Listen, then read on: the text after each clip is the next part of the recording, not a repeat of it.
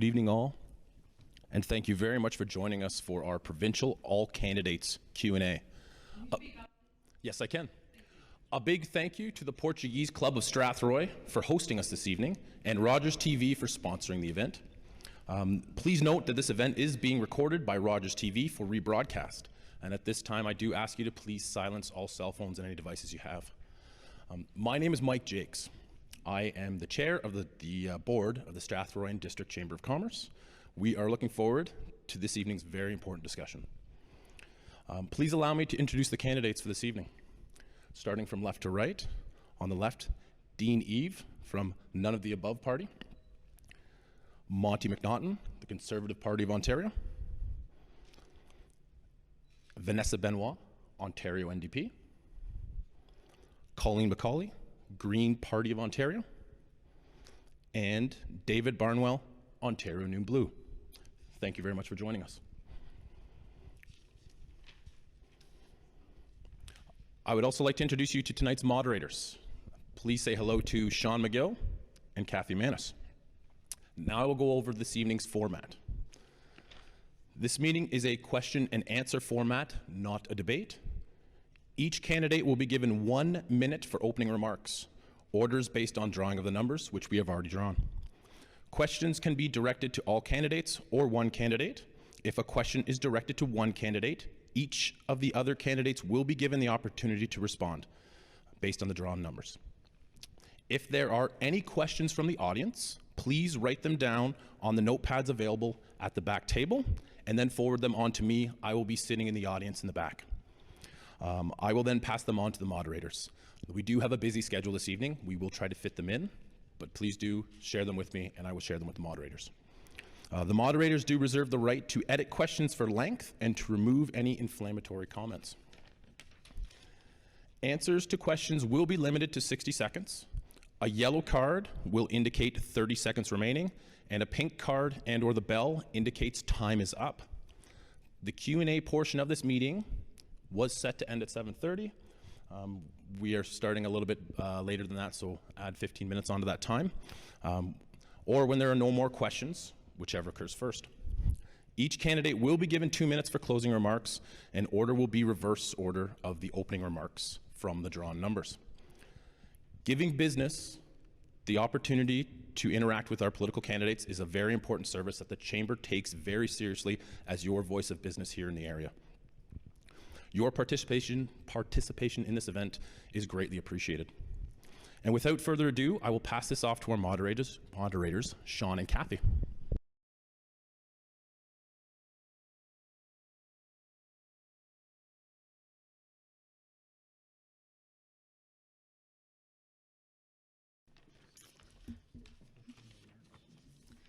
All right, so we'll start with opening remarks, and we will start with Dean Eve.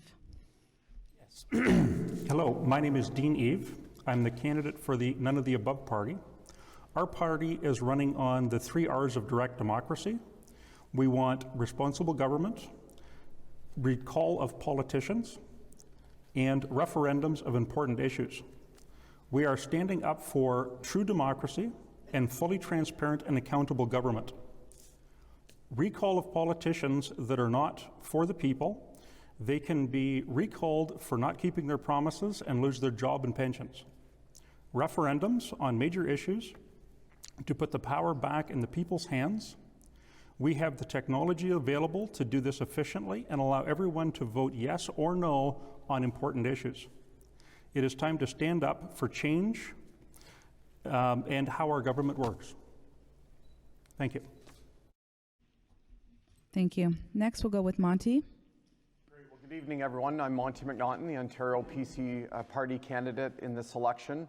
I want to first say thanks to all of you for coming tonight, to the people that are watching on Rogers. Thank you for tuning in, and to our moderators, Kathy and Sean, for doing a great job during this debate. I also want to thank the Chamber. I mean, the Chamber plays a critical role in our community. I know there's a number of Chamber members here. I had the honor of serving as a president of the Strathroy District Chamber of Commerce prior to being elected back in 2011. So thank you for all the work that you do being the voice of business.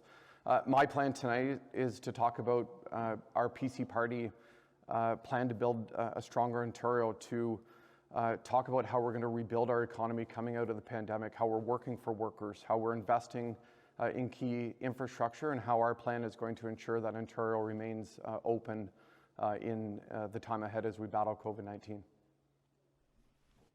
Great. Vanessa? Hi, I'm Vanessa Benoit, and I'm the NDP candidate for Lambton, Kent, Middlesex, and I'm a working mom with a school-aged child living in Alvinston.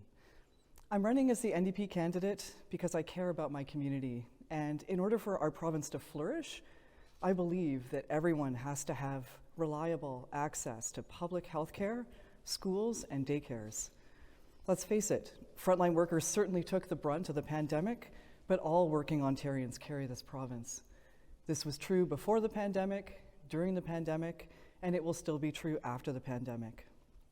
Ford's Conservatives have further broken our essential services by continuing the chronic underfunding and cuts started by the Liberals. The NDP are poised to bring much needed change to Ontario, and I'm excited to advocate for you I'm excited to advocate on your behalf at Queen's Park and to make positive changes for our community. Thank you. Colleen? Thank you, everyone, for inviting me to be here today, for the organizers and the moderators, and for all of you for attending. My name is Colin Mccauley. I am the candidate for London West of the Green Party of Ontario, and I'm standing in for Wanda tonight. We see that Ontarians are facing problems that we've never seen before. In the past 2 years, we have shown how much we rely on our healthcare, our education, and our social services. But neglect and half measures over decades have strained the services that we rely on every day.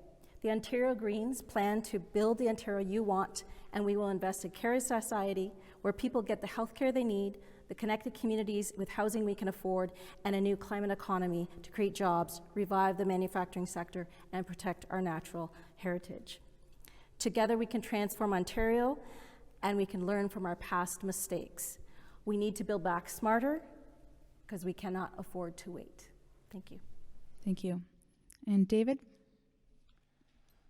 I'm David Barnwell. I am the New Blue Party of Ontario candidate for this riding, Lambton, Kent, Middlesex. I am a telecommunications and security consultant. I don't come here to seek out a career in politics. This was not a dream of mine. I came forward and applied to run with New Blue Party because I felt after decades of going back and forth between mostly PC and Liberal governments, not much has changed in Ontario, and certainly not much has improved. And if the change we're trying isn't working by going back and forth between two parties, then perhaps it's time that we bring in some fresh faces to Queen's Park that will exemplify integrity, stability, transparency, with policies that will stand on principle. Thank you. That's it for opening remarks. So we'll move to the first question. This is for Dean to start. What will you and your party do for small businesses and medium-sized businesses that have been significantly impacted by the pandemic? That's a really good question, because myself, I do run a small business. I'm a property manager, and I have been affected by things that have gone on. I deal in commercial. We have significant impacts that have happened to that. A rebuilding plan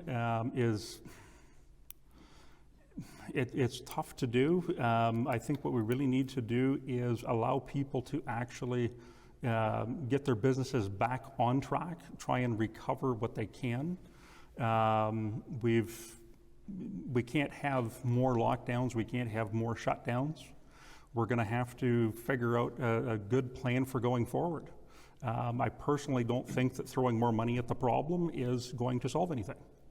But I do know that small businesses are resilient, but we need to get out of their way and let them do what they need to do to go forward. Thank you. Monty?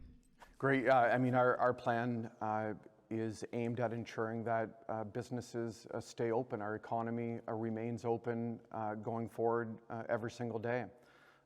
There are challenges out there. Obviously, I think of back in March of 2020, 200,000 jobs are going unfilled in the province. Today, it's 340,000 jobs going unfilled. So I see the labor shortage as one of the greatest challenges of our generation. I mean, every business along Main Street has a help wanted sign on them. So one of the things we're doing is training people for jobs in skilled trades. For far too long, young people have been told the only way to be successful in life is by going to university. We need to promote the skilled trades. That's why we're building a nearly $6 million skilled trades training center right here in Strathroy for our elementary and secondary school students. Great. Vanessa? Thank you. So the NDP would bring in 2 more rounds of COVID business relief to help small businesses recover from the heavy hit during the last couple of years. One of those would be available in 2022 and the next in 2023. And we would make sure that the process of application was really responsive to small businesses and getting them the money that they need when they need it.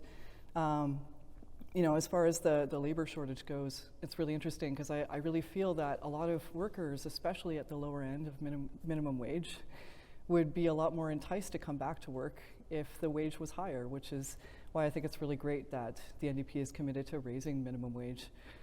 So over the next 4 years, we will bring it up to $20 an hour. So it would be at $16 in October, and then another, thank you. Colleen. Thank you for the question. Ontario Greens are very eager to help small businesses to succeed, and we want to help them scale up to a green economy. Specifically, in regards to the pandemic, we want to develop a program to help COVID-affected small businesses that could file for bankruptcy in a fair and non-punitive way. We also want to help look at regulations to weed out the red tape and costs that disproportionately affect small businesses. We've seen small businesses suffering, and we want to see that they get financial support to fund themselves when they can allow for more sick days, depending on what's been happening in their communities. And we also want to develop a commercial insurance program for small businesses. Thank you. David. Great question. New Blue Party of Ontario will be supporting small businesses by alleviating the government-associated tax burden that is imposed upon them through years of overspending and overtaxation of individuals. All businesses have to purchase goods and services which are subject to the HST. New Blue Party will be reducing that from 13% down to 10%, which will impact, which will impact every purchase that they make, and it will also alleviate some of the tax burden that their employees will be feeling every time they make a purchase. Also, by lowering electricity rates, which I'm sure I'll be able to get into in depth in another question, will impact all individuals, whether those are small businesses or large businesses. If you can reduce the government-caused burden of electricity rates on organizations, you can support small businesses. Our next question will start with Monty. What will you and your party do to encourage people to get back to the workforce considering the labor shortage?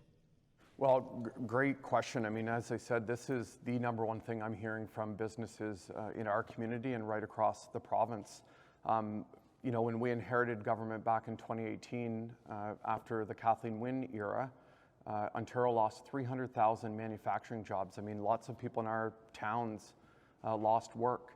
Since Doug Ford and the PCs formed government in 2018 until today, there's 550,000 more people working in Ontario.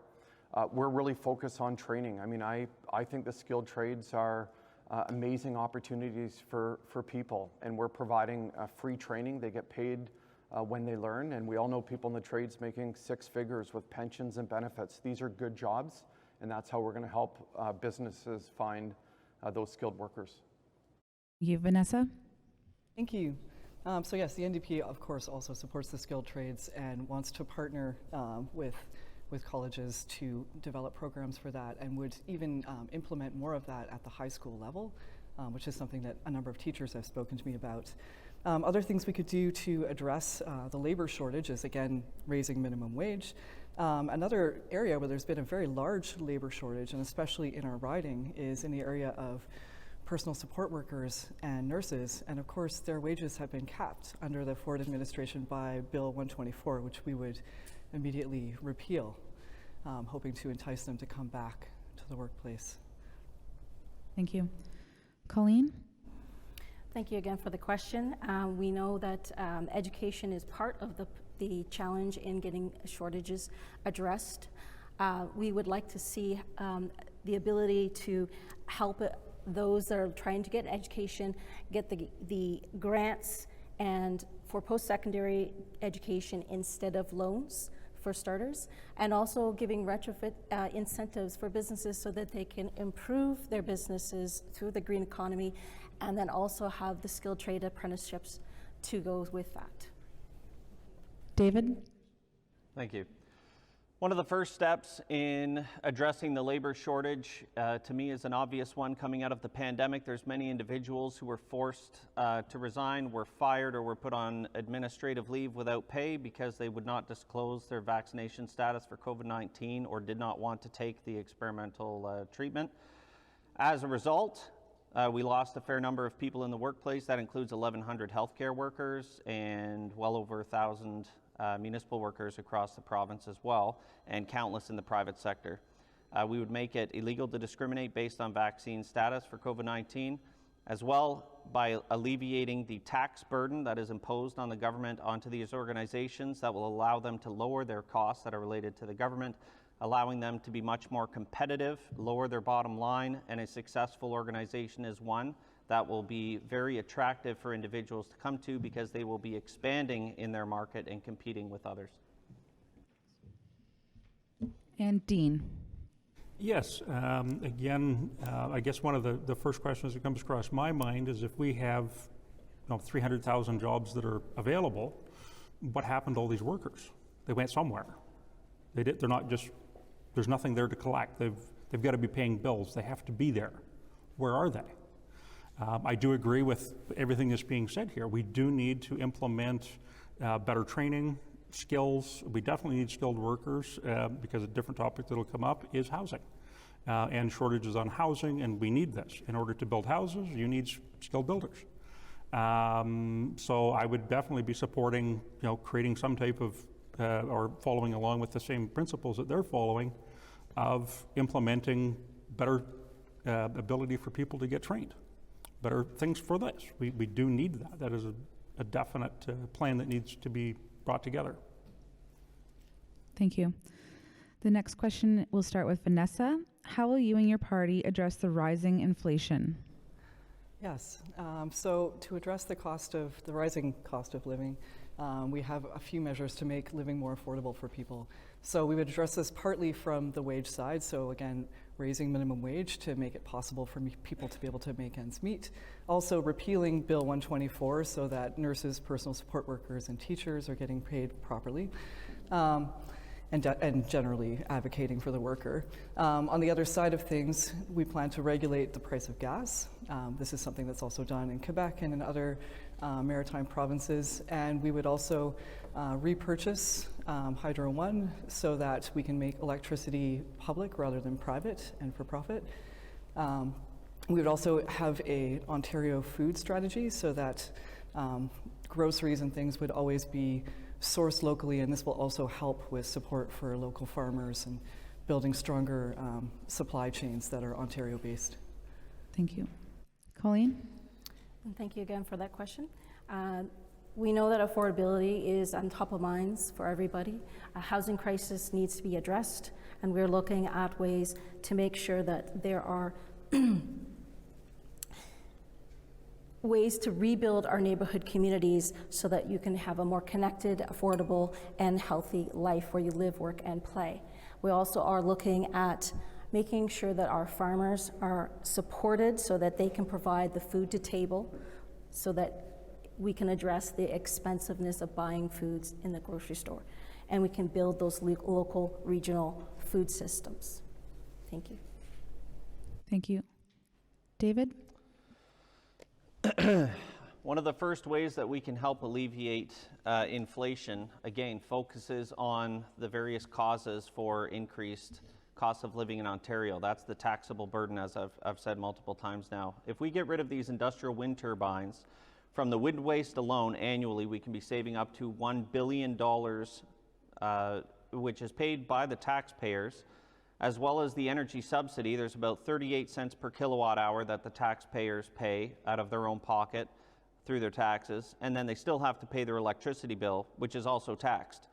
If you can eliminate the industrial wind turbines, we can lower electricity rates. We can also lower the tax burden on Ontarians without having to subsidize them with their own tax dollars in the first place, which has been done for countless years now. As well, we need to axe the industrial carbon tax, which is going to help manufacturers be much more economical and efficient with the dollars that they spend in manufacturing, which eventually trickles down to the consumer, lower cost of goods. Thank you. Dean? Yes, inflation, cost of living is on everybody's mind, including my own. I've spoken with my tenants. They're having significant issues. Can of beans is $3. In order to change this, we need to literally stop the government spending. We need to stop printing money, especially on the federal level. Not our point at this point. But one of the biggest problems that I see is the amount of money that goes back out. It's our tax dollars that we're turning around and giving back to people. If we don't take the tax dollars in the first place, we can start reducing those taxes. We've got to look at, I agree with the windmills. I've looked at that myself. Was kind of shocked at what this comes in at for costs. We really need to change the way we're doing things. We need to look into where all these dollars go out and cut the things that we really don't need to be paying for and put them into things that matter. Thank you. Monty? Yeah, this is obviously a major issue that's impacting every single person, not only in Ontario, but right across the country.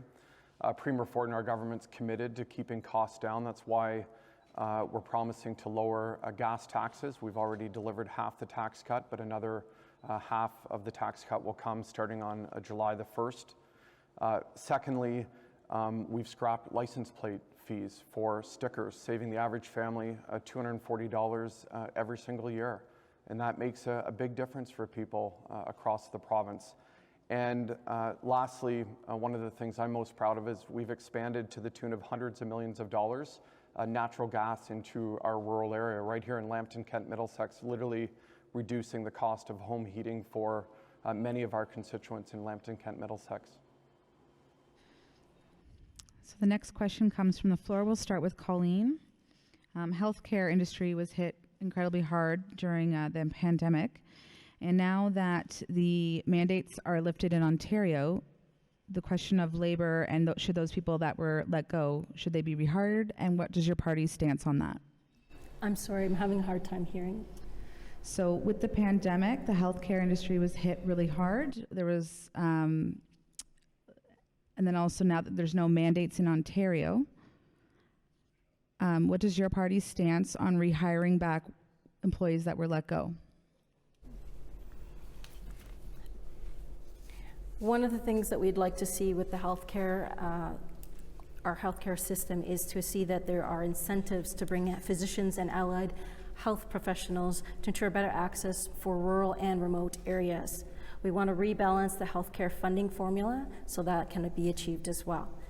We'd like to see that Ontarians know that there is a different way that our community can be caring for them, so we are dealing with the well-being and health of people that we love and those we care for.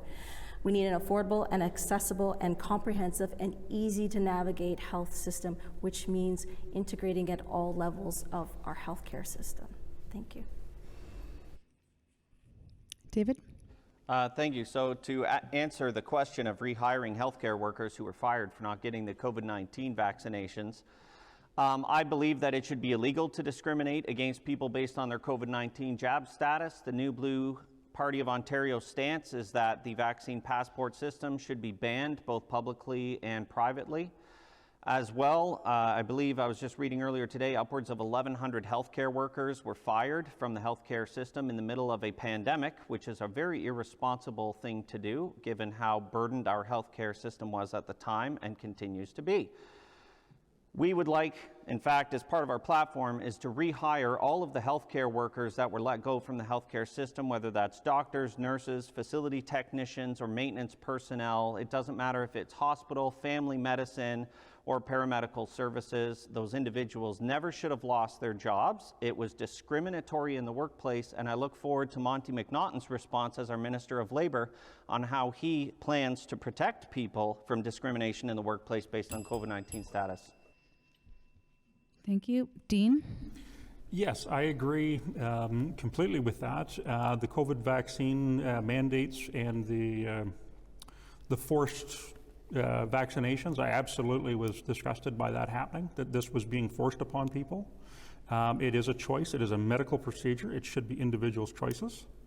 The fact that people were losing their jobs over this in order to coerce them to take it was extremely wrong. All these people should be given their jobs back. They should be getting compensation at least for until they're given their jobs back. Again, we have a shortage. We need these people. We've been short for a very long time. I've got friends that are nurses in the medical industry, and they've been saying for a long time, we have shortages. How do we fix this? The issue is nobody's looked at it. Nobody's fixed it. We've gone through the same stuff year after year. We hear the same promises. We're hiring new nurses. Where are they coming from? We never see them. The issues are never fixed. Thank you. Monty? Our plan to stay open is clear, and it starts by investing in healthcare. That's why we're on the pathway to hiring 27,000 new PSWs. 9,000 of them are already working today that we've hired. We're building 58,000 newly and renovated long-term care beds in the province, many right here in Lambton, Kent, Middlesex. We're expanding our hospitals. I mean, a brand new hospital in Wallaceburg for this riding. Record investments into Strathroy and 4 counties in Newbury to expand capacity. Thousands of new beds in our hospitals right across the province. This is how we're going to build back a stronger healthcare system and ensure that we remain open in the time in years ahead. And Vanessa? Yes, so we feel that bringing nurses and PSWs back into the workforce. Sorry, let me begin again. We are definitely for nurses and personal support workers. However, with the question of now that the mandates are gone, I will just answer directly that the NDP's policy is that at this time that we would require that people in a healthcare setting have the vaccine, because I know that that is actually very important to many other health workers. Other things that we would do to attract people back to the industry and to the industry would be, again, to repeal Bill 124, which has capped the wages for nurses and personal support workers, and definitely we know that that will help bring them back. And to look to make sure that they are getting properly treated as workers, so that they're given the proper hours and not sort of, as some personal support workers were, being hired by private companies and working only part-time hours and having to work in many places to make up those hours. Okay. This next question will start with David. What is your party's plan to ensure small businesses can manage the minimum wage increase? The best way that we can alleviate costs to businesses, small and large, is to alleviate the government-imposed burden that they are currently under, and that's taxation. I mentioned before electricity rates. We take those industrial wind turbines down. Not only is the tax base alleviated because of the ridiculous banana republic that it has created through subsidizing our own electricity costs, but it will also reduce the electricity cost of business, therefore giving them a little bit of headroom to anticipate increased wages that are mandated across the workplace in Ontario. As well, as I mentioned before, cutting the HST from 13% down to 10%. I know I've said this a couple times now, but that impacts every business and every purchase that they make across the board, which will also give them more headroom, whether that's for hiring more employees, whether that's for an increase in wages. It gives them the ability to have that flexibility by removing the government-imposed tax burden. Dean? Yes, small businesses, minimum wage. Minimum wage is, unfortunately, it's a double-edged sword that we kind of look at.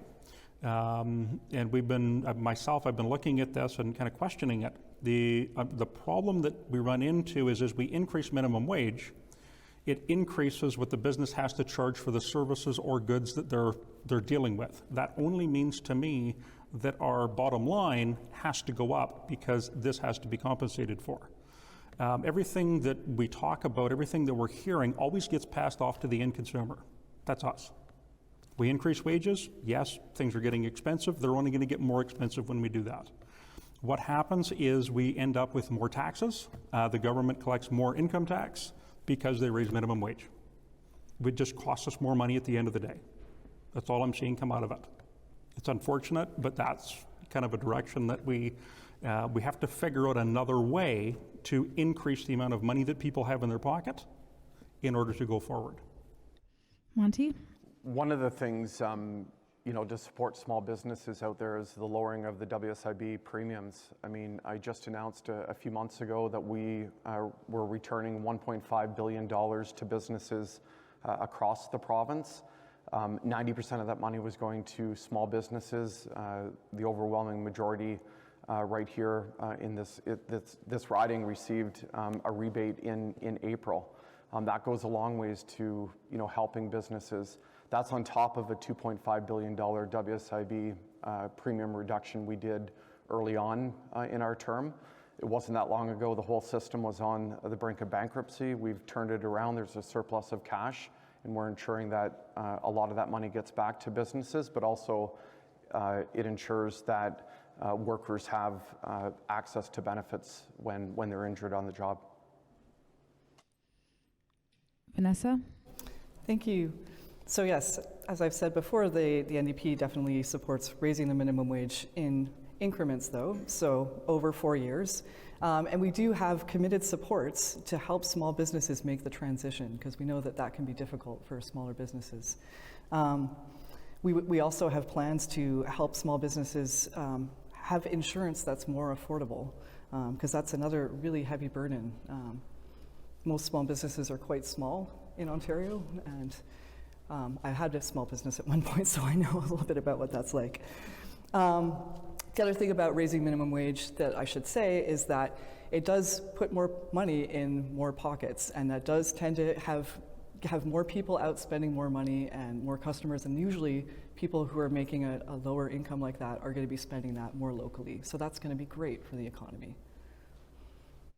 Thank you. So this next, Colleen. Thank you. So as I mentioned before, the one thing that we would like to see is that small businesses are going to be able to succeed. So we want to look at regulations and the costs that are disproportionately affecting them. We can look at helping them make their digital transformation so they have an additional option for their resources, and also looking at improving ways for them to win public contracts. So there's different opportunities of revenue for small businesses.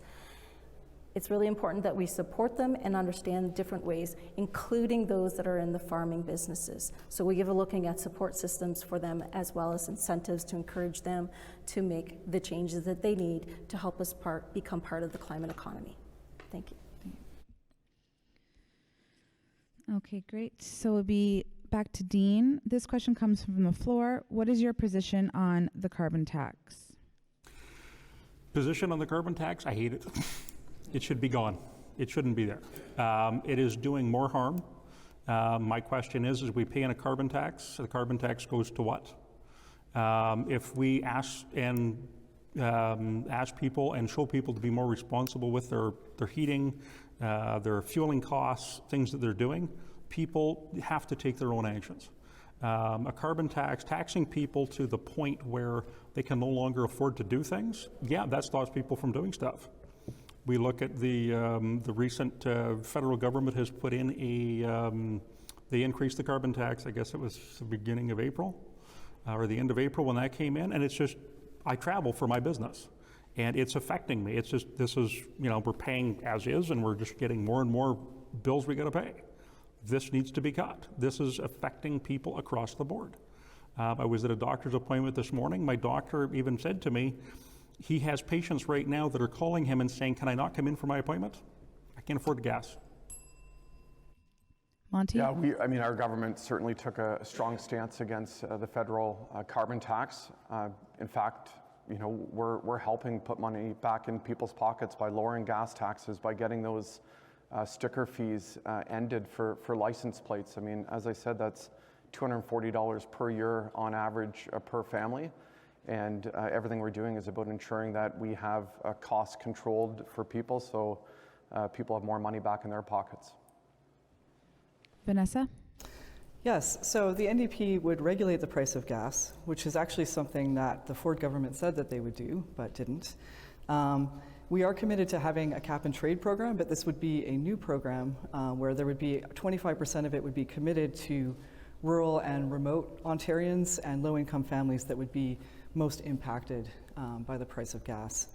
We're committed to fighting climate change, and we believe that cap and trade is a very important tool for that.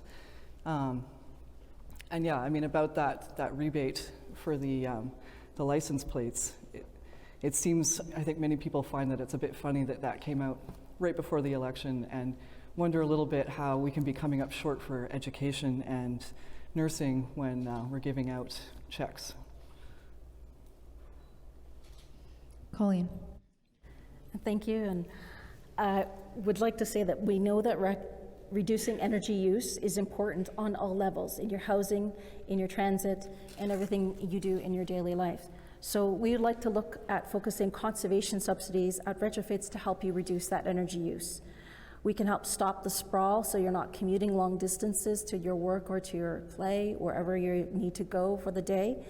And we want to look at allowing homes and businesses to get renewables so they can earn credits toward energy use for excess energy production. So if your home is providing energy back to the grid, you can get those incentives from that.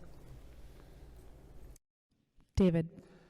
New Blue Party of Ontario will be axing the industrial carbon tax, which is the only carbon tax we have control over here in Ontario. And Jim Karahalios, our party leader, has pledged to push back against Trudeau and his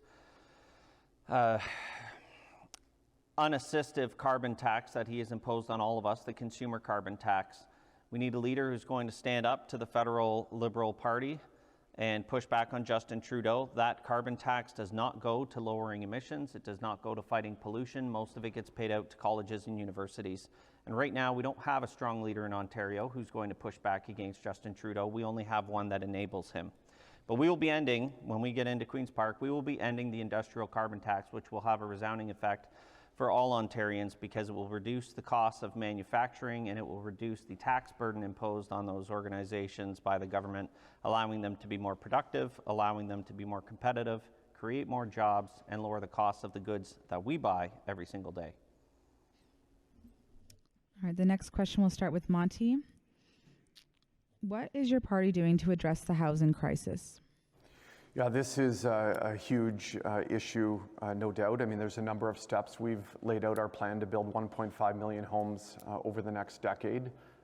Clearly, the problem is a lack of supply when it comes to housing. I think all of us in the room and those watching know that we hear stories that it can take 5 to 7 years to build subdivisions in some communities. We need to knock out that red tape and eliminate the regulations so we can build homes faster. And that's what we're going to do. We're going to increase the supply. And then also on the labor side, I mean, the shortage in the skilled trades is affecting home builders. And that's why we need to get more people into the skilled trades to promote these careers as a first career choice for more people. Vanessa? Yes, the NDP has a number of commitments to address this. So as far as the slowing down the housing market, we would like to we're going to put in a speculation tax of 2%, so that if you're purchasing a property that you don't plan to live in, you would be charged this rate. We will also enforce the 20% non-resident tax and close the loopholes. On the rent side of things, we will be reimposing rent control so that you will pay the same amount that the person who rented before you. We also plan to both repair the existing social housing and to build quite a bit more in the province to help, with homelessness and affordable housing. And the other thing is we are definitely committed to stopping paving over agricultural land and developing on agricultural land and the Greenbelt, by reimposing conservation control and by implementing a new agricultural standard that has to be passed. Colleen? Thank you. The housing crisis is one thing that we are looking at quite significantly, and we are committed to helping address it. We want to rebuild neighborhood-focused communities with the 15-minute neighborhood so that you can get around and spend less time commuting and more time living. We want to make sure that sprawl is stopped so that you can have, the billions of dollars that are going to highways are going to go into your homes, so that we have multiple different levels of housing available to everyone, not just to specific. So we want to build different homes with co-ops and nonprofits, as well as different types of housing, so that it is at a broad width of a range of opportunities for everyone to look at. Thank you. David? There are multiple paths that all run parallel with respect to the housing crisis we're seeing right now. The overarching title of it would be a supply and demand issue.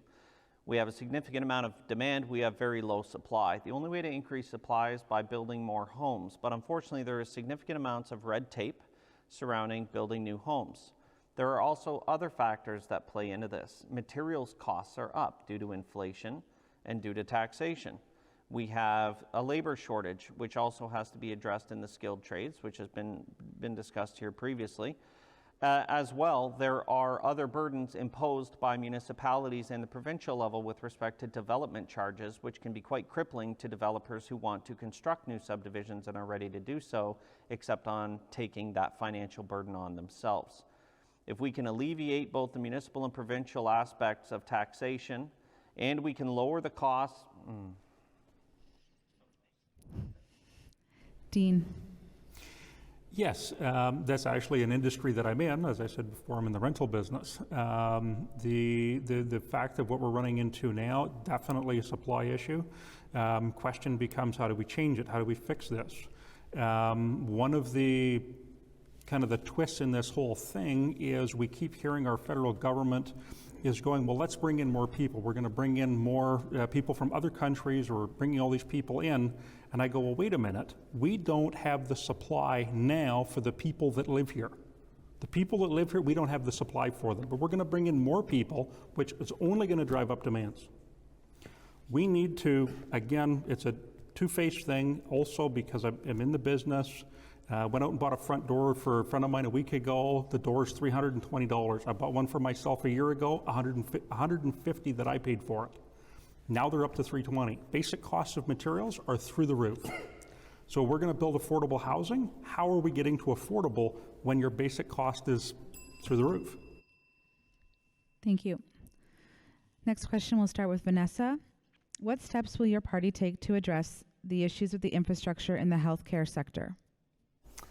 Yeah, so we definitely plan to invest in hospitals. I know that there are two that are planned for, I believe it's in Brampton. But yeah, I mean, we definitely are planning to invest in people for hospitals, because we know that in addition to having the spaces available, we really need to have them staffed. So we definitely have a people first approach to that, where we would like to make sure that we can attract nurses and personal support workers, so there will be staff to attend people, which I was told this morning by the president of the Chatham Kent Health Alliance is very important for actually having the number of beds. So, Colleen? Thank you. So our healthcare system definitely needs improvement. We need to actually look at how to build it affordably and accessibly and comprehensive. We want to make sure it's easy to navigate. We look at the different funding formulas to make sure that it accounts for the needs of our rural and remote communities, and also making sure that we have the ability to bring the physicians into, and the allied health physicians into those areas as well. Thank you. David? This is a two-part answer. So the first part is with respect to staffing and capacity of hospitals. We need to be working with the colleges and universities, as well as the skilled trades, to bring in more nurses, doctors, technicians, and facility maintenance personnel. Some folks don't know this, but when they say the hospital's full, it's quite possible that they're experiencing a staff shortage and by law they can't bring in new patients. That needs to be addressed. We need to rehire all of the nurses, doctors, facility maintenance personnel, etc., who are discriminatorily fired from the healthcare system because they didn't want to take the COVID-19 shots. And that's going to get our staffing back up to where it should be. Now, with respect to infrastructure, one of the plans that I would like to see implemented is the rejuvenation of certain healthcare facilities. So we have seen in some areas of the province where there is investment being made to make certain upgrades in healthcare settings. And I would want to continue that work that's being done. It's not going to make a difference if we don't fully staff our healthcare system, though. Dean. The healthcare system, I think when we look at that, there's some serious questions that need to be asked. We need to start off with the very first question is the amount of money or the fact that this has been a long-term existing problem. It's not new. This has been looked at by the governments. We've had promises for many years. We're going to hire new people. We're going to do this. We're going to do that. And we still stand here in the exact same problem. I really think we need to investigate or look at financially why these things are not changing. And then dig into exactly how do we go about finding those nurses, those doctors, and getting those people in here. Why is it that the people at the top so far have not figured out what the problem is?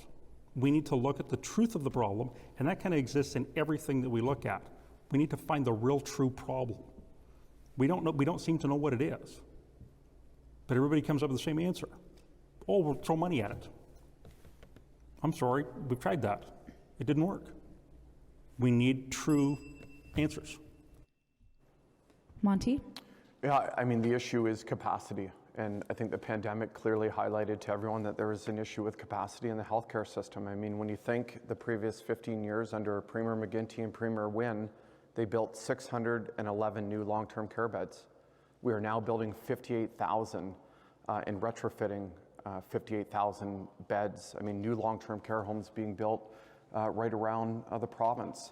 Hiring 27,000 new PSWs, 2,000 new nurses. For the first time in over a decade, we're expanding our medical schools to train hundreds of new doctors because there wasn't that capacity in the past. And I think locally, I mean, a brand new hospital in Wallaceburg, well-deserved. That hospital had half of it shut down a number of years ago. The investment in Strathroy and 4 counties to expand capacity there and to improve the operational funding. That's how we're going to fix the health care system and build back a stronger health care system and keep Ontario open. Okay, next question, we'll start with Colleen. How will your party ensure the protection of our seniors in private care facilities? Thank you for that. The look for, sorry.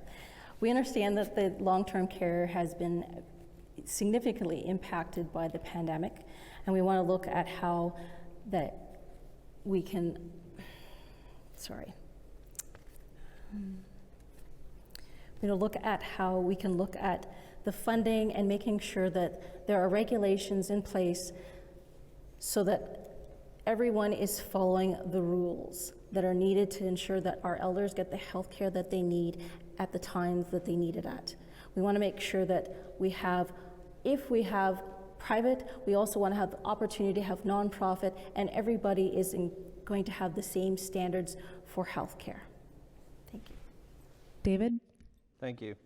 We already have a nice framework in the public side of things for the long-term care, having worked on multiple long-term care projects myself.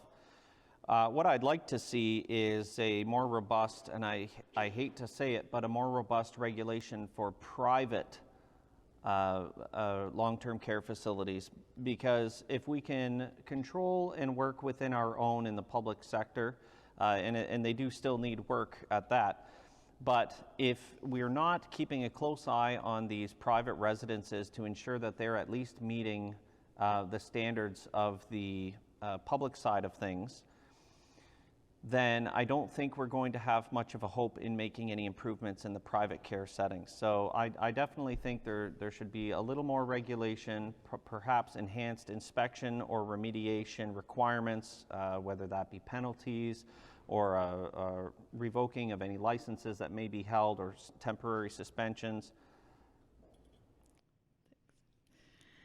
Dean. Yes, this is an issue that I came into myself with my mother-in-law a few years ago. We have an aging society, and we definitely need to address the home care situation, because more and more people are going to be there very shortly. We've never had this many elderly people at one time before. I have to admit that I look at a lot of the private homes.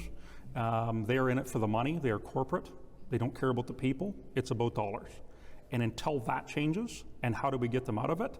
Well, I do agree that we're going to have to throw heavier fines at them, better inspections, especially on those private ones, and start chasing them down. Let's make it difficult for them to do the bad things. We have to look into them. It has to be done. Something that it's needed. Monty. One of the things that a Premier Ford and our government did was move to 4 hours of care, and we're moving in that direction. So every person in a long-term care will get 4 hours of care per day, which is important. We've already moved on increasing wages for PSWs. I mean, PSWs were truly heroes during the pandemic and continue to be every day going forward.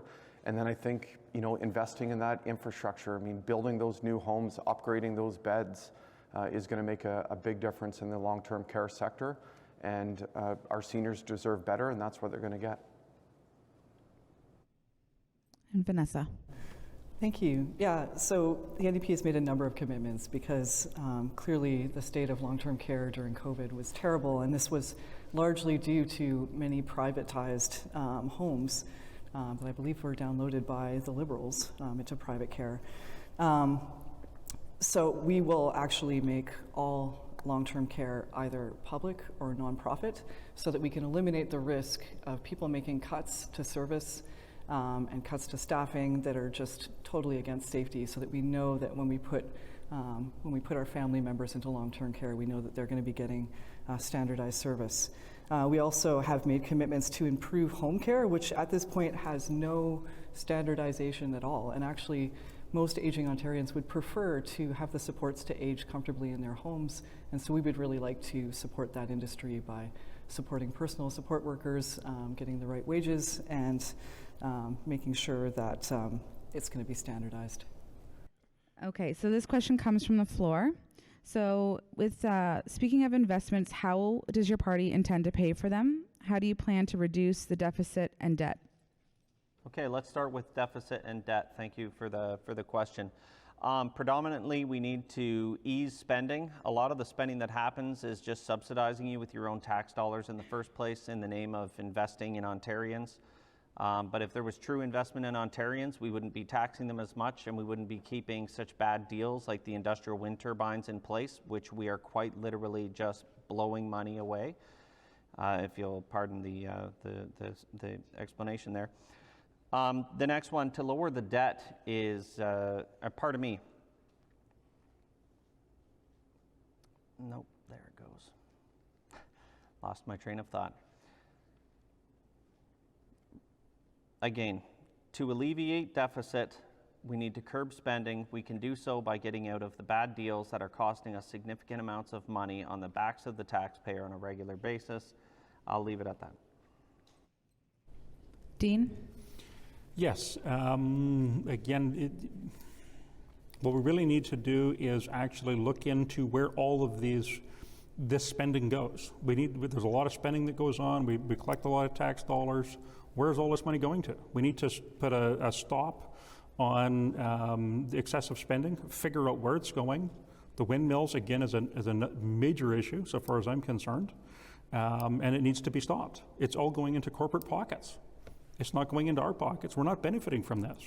But we need to, one, look into and figure out how to stop the bleeding. If you can stop the bleeding of money that goes out all the time, then we can start having money to pay for debts, improve health care, do all the other things we need to do. But when we're bleeding money, how are you fixing it? We got to start there. We need to totally look at or relook at this in a different way to come up with that answer. We need to find a better view of this. Put this to the public for answers. Monty?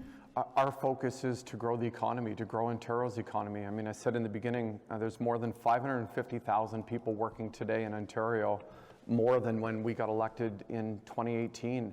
And I think of the businesses that are going to be locating here in Ontario in the months ahead. I mean, a brand new electric vehicle battery plant in Windsor, 2,500 jobs.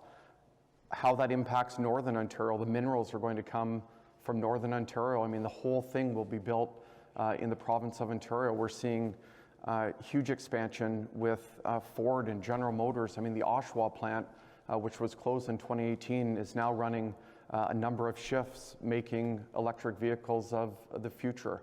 So our focus is on growing the economy, and obviously that's important because it grows revenue for government, where we can invest in healthcare and education and that infrastructure that is so important to the future of this province.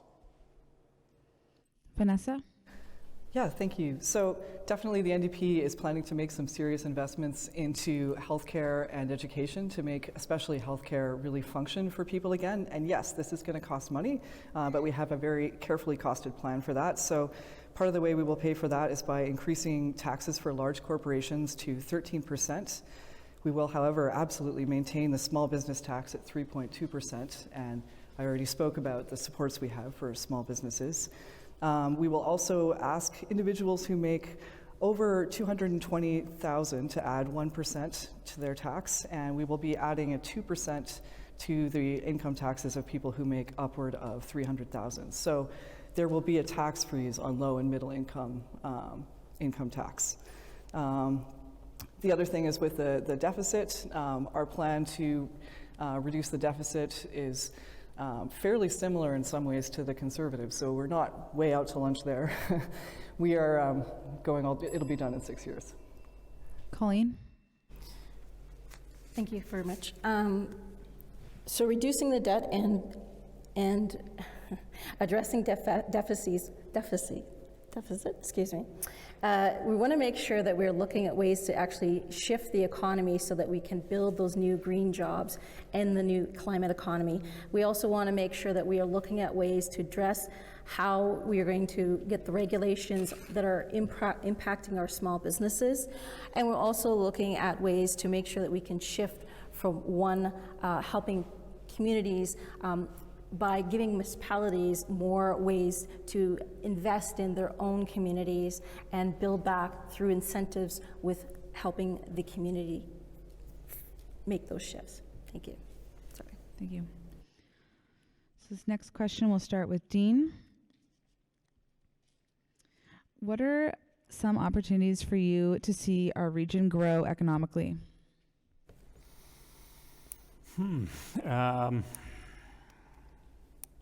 Good question. Yeah, I guess I'm kind of looking at, our party is looking at things from a little different perspective, but for our community, we're a farm-based community. We're mostly agricultural. We need to find ways to, especially for the farms. There was a farm that just posted what it was costing him for fuel. The costs alone are degrading what they're able to do. I have a small farm that lives across from us. They run a farm market. They're actually decreasing the size of things that are going on this year. They usually rent some extra lands. And they've stopped doing that because they simply can't afford what's going on. We have to, right now the inflation is hurting everybody and slowing everything down. How do we get rid of that inflation? Everything, all the things that are happening, they all part and part, we've got room for growth, but we're... Monty? I really believe southwestern Ontario is prime for massive economic growth. I mean, I mentioned the Stellantis LG battery plant that's coming to Windsor, I mean, 2,500 jobs, and then all of the spin-off jobs. I think of the Nova petrochemical plant, a $3 billion build that's 1,800 skilled trades workers are working on that job every single day. I think of CAMI in the expansion in Ingersoll of the electric vehicles that are going to be produced there. I mean, all of these massive investments benefit our small companies here. I mean, it was only a month ago I was in Strathroy at a $12 million expansion of a local company. And then, as was just mentioned, the opportunities in agriculture. I remember the very first announcement I made as Minister of Infrastructure was for natural gas lines down in the Thamesville-Dresden area. That $1.5 million natural gas expansion brought $500 million of greenhouse expansion. Vanessa?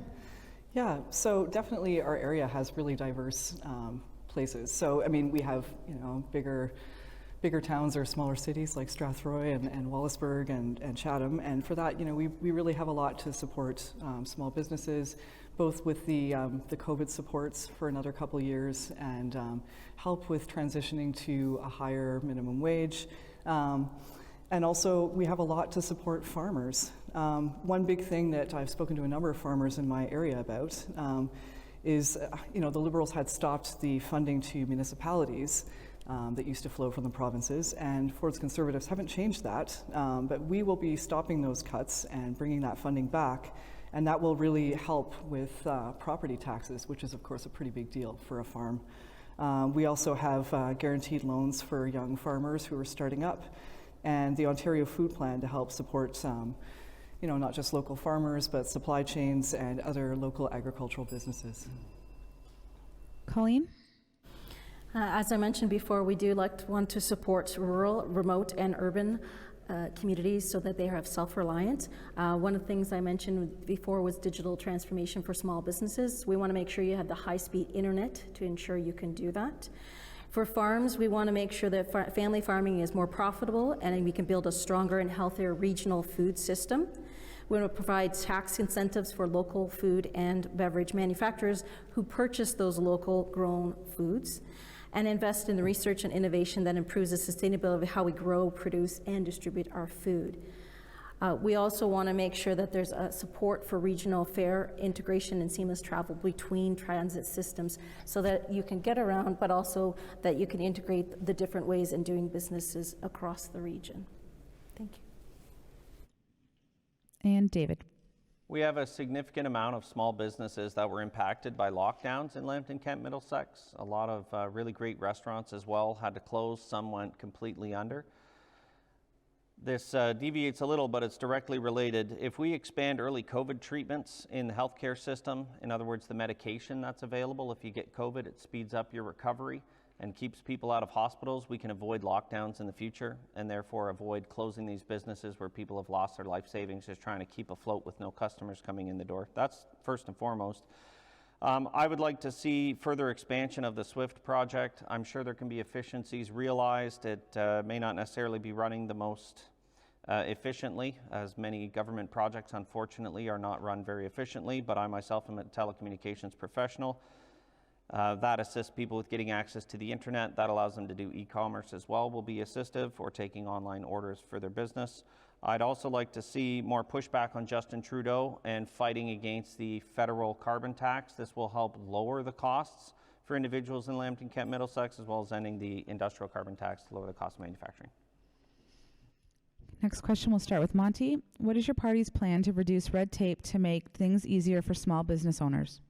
Yeah, it's so important. I mean, since day one, we've been really tackling red tape that businesses face. In fact, it's the savings now in reductions to businesses is about $7 billion per year. So we eliminated the cap and trade carbon pricing that the Kathleen Wynne government brought in. We've lowered WSIB premiums now to the tune of billions of dollars. We've reduced small business taxes and tackling that red tape that businesses face every day. I come from a small business background, and there's nothing more challenging than dealing with government. And every year we introduce legislation to reduce the burden on businesses, small businesses in particular. Vanessa? Thank you. Yes. So definitely, we are committed to giving real supports for small businesses because of that have been hit really hard by COVID. So over the next couple of years, and that's something that we're a little bit in a contrast with the Ford government, who allowed the big box stores to open while keeping the small businesses closed. Again, we would have supports to help adjust to higher minimum wages. And we're also going to work with the insurance industry to make small business insurance more affordable. Colleen? Thank you. As I already mentioned, we also had an affordable commercial insurance program for small businesses. We wanted to provide also a program to help those affected by COVID, to help file for bankruptcy without a punitive way.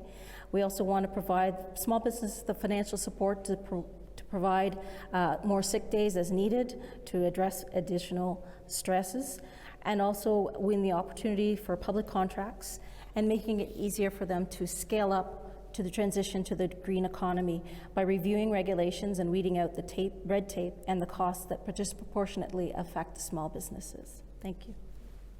David?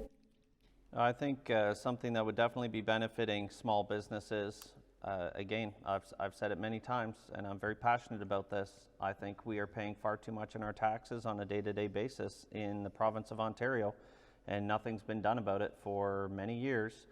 Many parties talk about lowering the cost, but really they're subsidizing us with our own dollars, or they're subsidizing businesses with their own dollars, or they're bailing out multinational, multi-billion-dollar corporations in the name of investment. What I would like to see, especially for small businesses, that I think is going to help them, and I said it before, cut the HST from 13 to 10%. That's going to take some of the bottom line and lower it and give them some more headroom and some breathing space.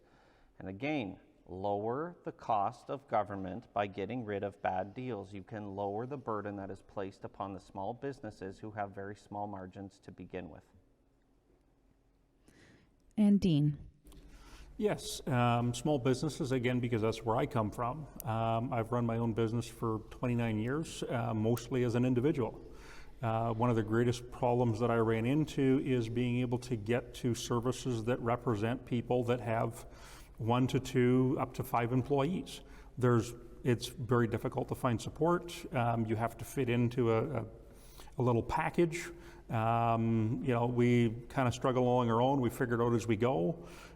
There is very little there when they talk small business, or what I see in small business. You're looking at 10, 20, 30 employees. They're going, well, that's a small business. Well, what about those little people like myself that are one person, are 2 people? There's a lot of businesses that are out there like that. I believe that they really build a backbone to our economy. And we need the little people to be able to survive. We need to give them more training, more support to be able to build those little businesses. Those little mom and pop shops need help. Okay. This next question will start with Vanessa. It comes from the floor. What is your party's plan regarding viable alternative to make energy production without fossil fuels to allow our children to survive? Thank you. Yes. So we have a number of commitments for climate change. So we would get to net zero, greenhouse gas emissions by 2050, and our commitment is to get us to 50% of below 2005 levels by 2030. And we would do this partly from our cap and trade program, which I've already spoken about a little bit, which has that 25% that's going to be going towards rural and northern families and low-income families to help support that. And definitely, we would be investing in infrastructure for, making electric cars and green industries, and creating lots and lots of jobs in the process, right? So that we can all benefit and move forward, and nobody gets left behind as we make the transition to having a real future for our children against climate change. Colleen? Thank you. So one of the things that we're looking at is electrification of the system by helping those who would like to do retrofits in their homes, get the incentives to do that. We're looking at incentives as well to allow people to purchase electric vehicles. We're looking at also e-bikes, so that's one part of our process. We're also looking at supporting farmers on the front lines of the climate crisis by adopting more sustainable practices while they protect our precious, healthy soils. We want to expand the green belt by adding a new blue belt that protects our supply of clean water. We also want to support farm-to-table agriculture to make it easier for small farms to use the latest technology, access the internet, and turn a profit. Climate change is important. We need to make sure that we have the retrofits that help reduce energy use, not only in our transportation, but in our homes every day, as well as the workplaces that we're in. So part of our process is going to be looking at the public buildings and making sure those are first to look at. Thank you. David? Thank you. I'll tell you, one of the first things we need to stop doing is expanding wind energy, which may seem counterproductive because it generates energy based on the way the wind is blowing. But in reality, they're not recyclable. At the end of the 20-year lifespan, they're disassembled and buried in the ground to rot and decay, polluting the ground. The massive pylons that get driven into the ground go 75 to 100 feet down, hit underground aquifers. These contaminate the drinking water supply for farmers and their children, since the question was about protecting the children's future. And due to the vibration, mineralize the black shale, which is a carcinogen, which then gets into the farmer's water supply, gets sprayed on crops, and it gets used to feed the animals. Or they have to pay exorbitant amounts to truck in water. I'd like to see us taking better care of the nuclear facilities. I'd like to see us taking better care of our hydroelectric generation capability. There's also experimental energy generation methods used elsewhere in the world. I'm not fully versed, but would commit to researching them and advocate if they made sense to be brought into Ontario. Dean? I agree with what David was just saying there. 100% on the windmills. They're definitely a problem. They're not, at 20 years, they're into the life. What happens to them? They're non-recyclable. That is a major issue. I'm looking at myself. I'm all for green energy. I'm all for electric cars. I'm all for this stuff. The problem is it has to function properly. And right now, as I'm looking at it, I don't think we're in a position to completely shift over to this. One is going to be the cost of this stuff. You look at the battery life of a car, from what I've been hearing, lasts about 10 years. At the end of that 10 years, that battery is not recyclable, or we haven't figured it out yet. We need to look at, when we look at our, oh my goodness, our carbon emissions and bringing this down to zero, we need to look at China. We need to look at India. We need to look outside of our country. We're doing 2% as Canada. They're doing 13%. Monty? Yeah, one of the first things we did literally in the first few weeks after we defeated the Kathleen Wynne Liberals was cancel 300 renewable contracts, including many here in Lambton, Kent, Middlesex. I mean, the largest wind turbines in the country were going to be built outside of Wallaceburg, and we canceled 300 contracts to get out of those bad deals. But our record when it comes to energy is investing in nuclear energy. That's why we've extended the lifetime of the Darlington plant. That's why we're investing literally billions of dollars in our nuclear reactors to ensure that they can continue to produce energy. There's a lot of demand that's going to be coming on in the next number of years from those manufacturing facilities that I mentioned. And it's important that we have a strong, reliable nuclear system to be the backbone of our energy system here in Ontario. Our last question comes from the floor. In order to keep our standards in healthcare, is privatization and replacing RNs with RPNs and PSWs part of your party's plan? And we'll start with Colleen. Sorry, is replacing RNs? In order to keep our standards in healthcare, is privatization and replacing RNs with RPNs and PSWs part of your party's plan?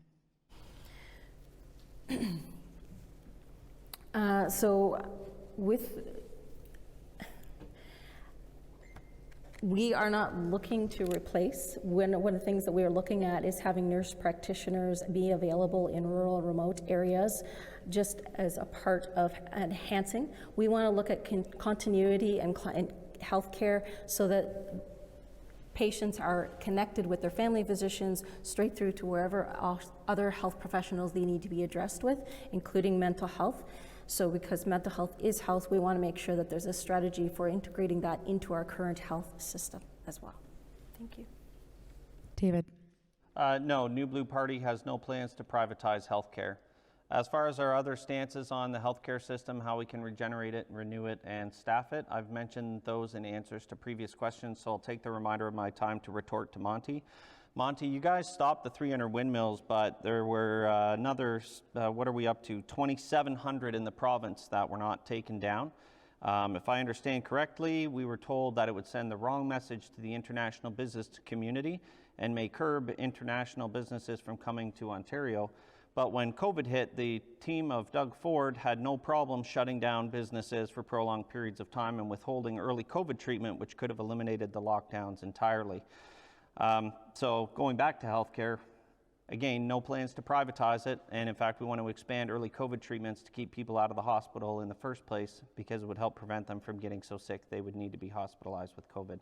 Those should have been released a long time ago. The rest of the world's doing it. Ontario, Canada at large, seems to be failing. Dean? I'm in agreement with David on that. Definitely we cannot privatize healthcare. That will just drive our healthcare straight into the ground. I've thought about that myself, tried to figure out a way that could work, and unfortunately it ends up with a dual system. That dual system, those people that cannot afford to pay for healthcare will lose. It's just how that works. What we do need to do is we do need to bring in more nurse practitioners. We do need to find better ways of getting care out to people. We need to bring in more personal support workers. We need to find ways to actually, as it was said before, keep people in their homes, give people the support that they need. Again, the question becomes, where are we finding these people? We are, there's training programs and things coming out, but we still have a lot of people we need to find. And currently, and for many years, we've had that same promise, and those people still aren't here. We've been hearing it for a long time.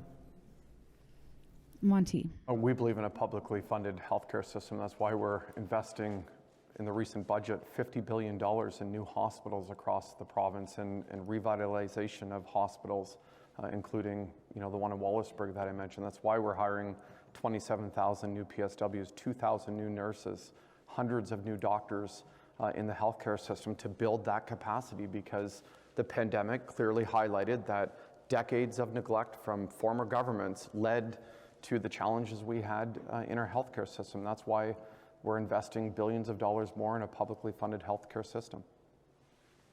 Vanessa? Yeah, so definitely the NDP are fully committed to public health care and opposed to any kind of privatization. In fact, we will be expanding what is available to the public because we know it's so important for people to be able to access things like dental care and pharmacare and mental health care, which are not now currently under OHIP. So we will be expanding that. The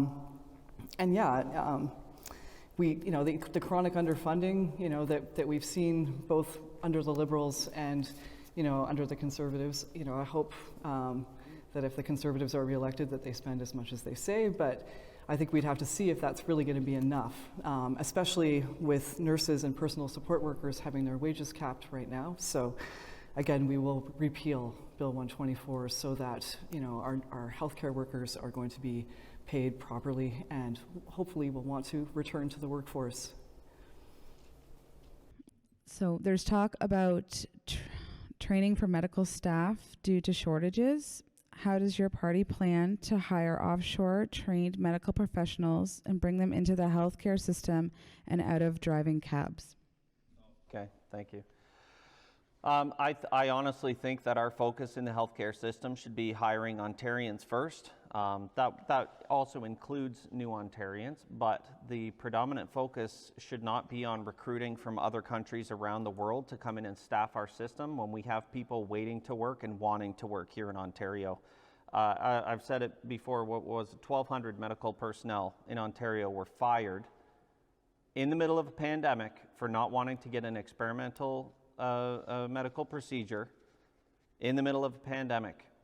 That's 1,200 people who, if they're willing and they're not completely put off by their trust in our government, would be willing to come back. There's 1,200 right out the gate. The remainder, there are students who are going through the doctor programs, the nurse programs, technician and facility maintenance personnel who will be on an annual basis ready to begin their training to enter the healthcare workplace. But I would not want to see us recruiting from other countries.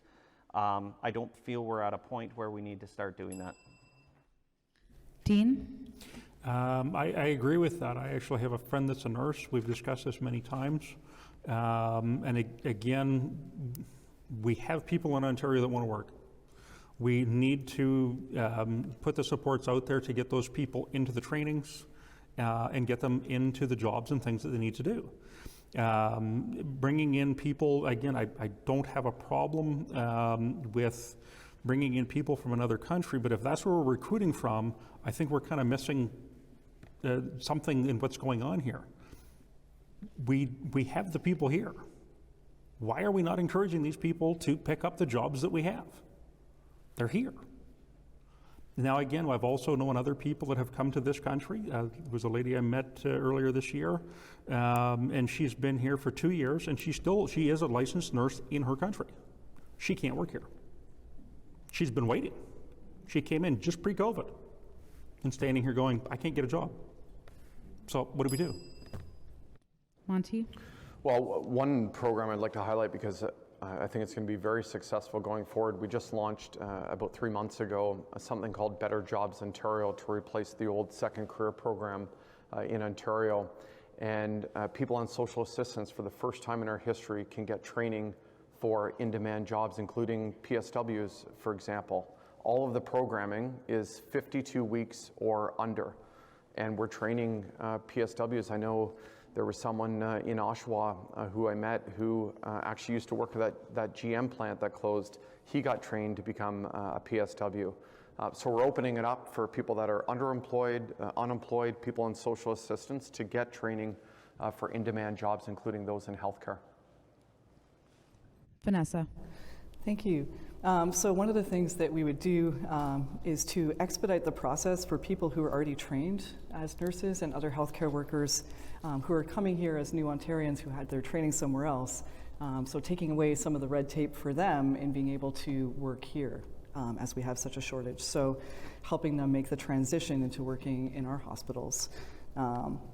We also plan to set up dedicated training spots for doctors in training in our programs here in Northern Ontario, so that there will be hopefully incentives for doctors and staff, other healthcare professionals to work in more remote sites.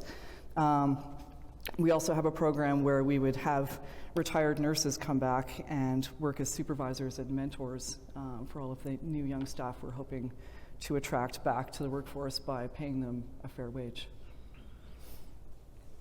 And Colleen? Thank you. One of the things that we'd like to look at is fast-tracking credential approvals for 15,000 international healthcare workers, including nurses and personal support workers. We also want to look at a new nurse-led task force to make sure they can make recommendations on the matters of recruitment and retention, as well as the safety of nurses. We want to also increase nursing program enrollments by 10% every year for 7 years, and so that the number of trained nurse practitioners by 50% by 2030. So we want to make sure that all Ontarians have the access to healthcare that they need when they need it. Thank you. Great. So now we'll move to closing remarks, and we'll start with David. Thank you everyone for your time. I'm going to take a moment to highlight some of the new blueprint, which is our party platform. I mentioned dropping the HST to 10%, which is going to help every Ontarian at the cash register. Folks are very fed up with the education system. That's going to be a heavy lift to make some changes there, but folks are not willing to wait, we find, and we're moving to homeschooling or private schooling. We're offering a tax credit for those who don't use the publicly funded education system. Grow the GDP by alleviating the government-associated tax burden by eliminating the industrial wind turbines. We want to promote a free press. Trudeau is giving a $600 billion bailout to certain media companies. We're going to tax the Ontario portion so you folks can get your money back. We also want to expand the early COVID treatments, as I said, along with the benefits there. Rehire anyone in the healthcare system that was let go due to discriminatory Vax Pass requirements. We also want to scrap the per vote taxpayer subsidy. You may not know this, but based on how many votes each political party gets in an election, they actually get some of your tax money, the political party themselves. So Doug Ford said he was going to scrap this, but actually he raised it by 40%. Yeah, and with respect to the vaccine passports, make them illegal, both in public and private settings. People should not be discriminated against based on whether they chose to get a procedure or not get a procedure. Oh, and since I still have a few seconds, thanks very much for hosting us here. This was a really nice event, and I wish everybody the best of luck in the election. Thank you. Colleen? I also want to say thank you to the hosts and our moderators, as well as everyone here that's joined and those that are watching online and other candidates. We know that Ontario's foundation has cracks, and we're simply not going to be able to paper over it. It's time to learn from the past mistakes, and Ontario Greens have new solutions to Ontario's old problems. Our vision is for an Ontario that cares for its people and our planet. We want to tackle the housing crisis, improve our healthcare system, and address climate change. We need connected communities to address the affordability crisis.